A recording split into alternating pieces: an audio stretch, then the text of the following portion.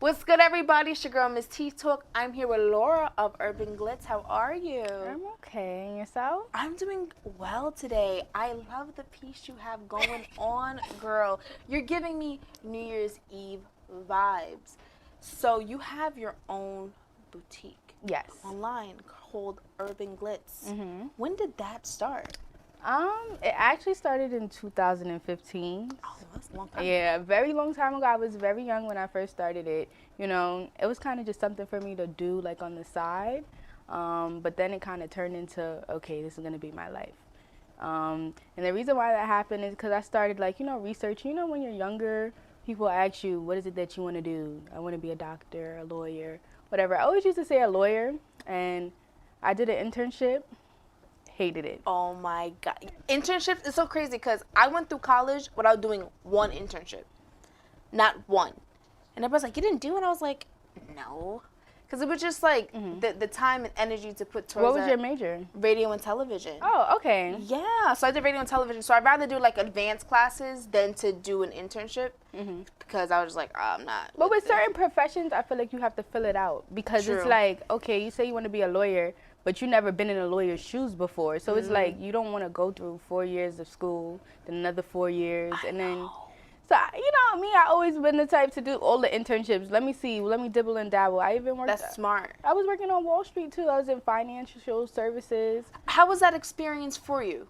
Working on Wall Street, because people do not have that opportunity to do that, and you actually had the opportunity at a younger age to do that. So how was that? The experience was. You ever watched The Wolf on Wall Street? I watched like little snippets of it. I should have watched it. Like everybody watches that. That's like a well-known. Yeah, it's a well-known movie. Pretty much, it's kind of like really like what's on the movie. So people that have watched it know, like, it's going to be strippers in the office. Oh, yeah. Like real life? Yes, strippers, they're drinking, they're smoking. It's predominantly white men there, so. Oh. But they're all making money. But you're, now let's talk about this. Your counterparts. How do you feel being, one of the only black women? Do you feel uncomfortable working in a set like that? When I first was, brought into the environment, I was a little bit uncomfortable. Yes. But I feel like, everybody's uncomfortable when they're put in a situation that they've never been in before. Yeah. I was working there for like, a couple of weeks and I got used to it. So it's just like, and it is what it is. And it kind of makes you feel powerful, like, I did this. Yeah. I can do this. I was so happy. I was like, yes, Mom, I made it to Wall Street. She was so mad that I left, but it was like, it wasn't for me. I feel like you got to find something that you love doing and you don't mind doing, and you'll be good. I'm glad that you've dipped and dabbled into so many things to finally come up with Ubran Glitz.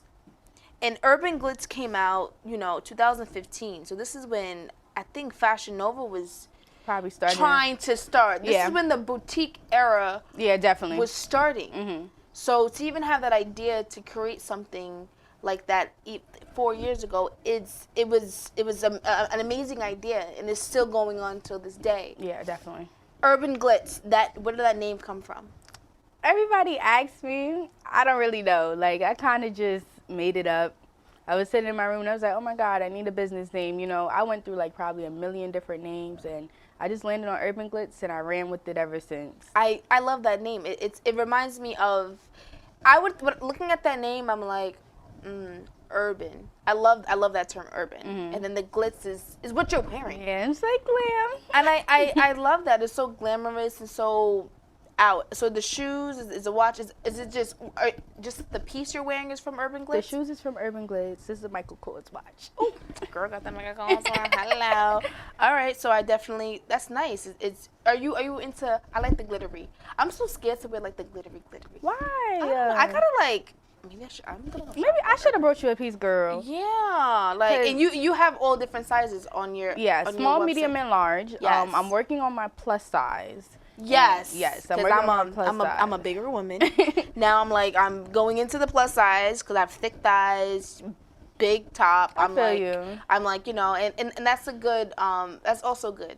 I see a lot of boutiques now offering, plus sizes. Plus sizes. Well, the thing about it is I'm trying to get my plus size right because I know you're bigger, so you know the plus size be looking granny. Very. We don't want granny stuff. So, No. we're trying to have this in, 1X, 1X, 2X, 2X. 3X. Because guess what? The big girls could wear it. Just put on the corset, let's go. We can definitely wear it and definitely rock it. It's so crazy because everybody's body is different too. Yes. Like I would fit into a 1X only because of my boobs. Like I have a small waist and like my little thick thighs. Hello. And but that's how I would probably fit into a 1X. I'm gonna try to get back to extra large. I'm trying to get back to that, hourglass. Gonna try that because But I love the gateway that boutiques have made for women. Like shopping in stores is almost not the norm anymore. Yeah, I mean you see a lot of stores closing down, like Charlotte Russe. Who else closed down? Everything. Charlotte. Wet Seal. I was shopping. Sears. Yeah, Sears is closing down. A lot of these big name stores are closing down. But this is what I've noticed. Back years ago, like 4 or 5 years ago, they start closing down dressing rooms in certain stores. Yeah. So that's what I knew. I'm like, all right, this online is about to take over. Definitely. Then they start closing down just big, big stores, even in the mall, even like the little boutiques in the mall, they're closing down. And I think in a few 10, 15 years, we're about to just everything's gonna switch online because it's like just the convenience and time. You want to save time. You want to save money driving somewhere to go buy something. Lines. And honestly, everyone always asks me why I don't open a storefront. And to me, it makes no sense. Would you want to do a pop-up shop though? Yeah, I have pop-up shops all the time. All the time? All the I time. gotta come. Yeah, I'll invite you. Yeah, I definitely. invited you to my pop-up shop. I think you was busy. People have baby showers. But my next one is June 15th. That's my next one. I can make that. Okay. Oh my god. Lock it in. Yes, June 15th. That's gonna be dope. Oh my god. So where do you usually have these pop-up shops at? Different places. Like, sometimes I'm invited and I'll vend, but then I have my own and I usually have it in spots in Brooklyn. Places with heavy foot traffic, so people just walk in, see my clothes, and they be like, "Wow, Laura!" And you invest a lot of money in your business. Absolutely. That must be that's one thing. Like I'm so I'm not scared of it. It's like, dang, I gotta invest so much money into creating like production. These are $1,000 cameras. This is a set. This is Absolutely. It's so much. Even editing equipment. You gotta invest so much money in your brand, but it's so important because people are buying Urban Glitz. People are making purchases in the middle of the night.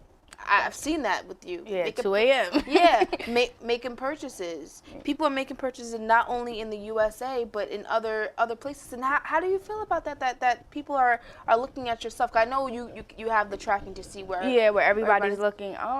It's very exciting just to know that my brand and my influence could travel so far because it's like when you first open a brand, you don't really scale it to where it's going to be at. And me, I grew up in a black family. The normal for them is get a job, 9 to 5. Go to school. Yeah. That's basically it. Literally, it was I do high school, go to school.